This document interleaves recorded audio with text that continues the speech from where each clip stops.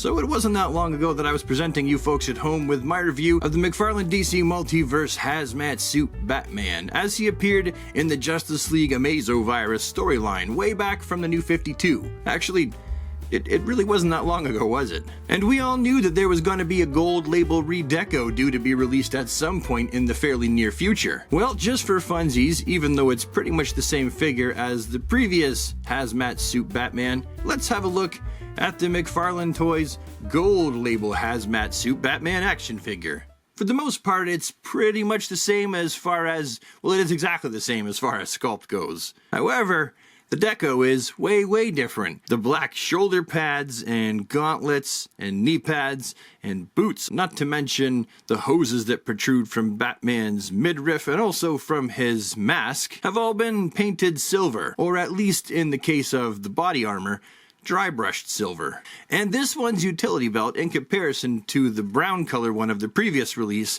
which is actually more comic book accurate, might I add, is actually painted a pretty fantastic glimmering gold color. One major difference between this Batman figure and the original release is this one's got a light up bat emblem on the chest. Normally I'd say, that's a stupid gimmick. Or, isn't that what the Chinese or Japanese knockoffs do? They stick a little tiny LED light in the figure's chest for some reason. It doesn't matter which character is, they've just all got little LEDs in the chest. What's the deal with that? But in this case, it's not cheesy, it's not stupid, and it's not because this thing's a knockoff, because it's clearly not. It's an officially licensed DC product. And it makes a lot of sense. But looking up close at the trading card, which as you can see has some pretty epic, fantastic action figure art bedazzling the front, we can see that that bat on his chest is all lit up like the 4th of July. There's more light emanating out of that thing than that which was coming out of the briefcase in Pulp Fiction.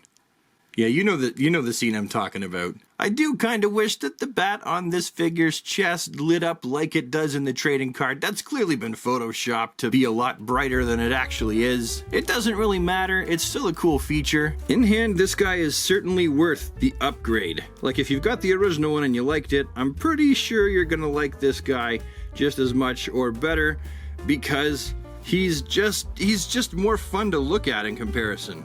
I'm definitely glad that I picked him up.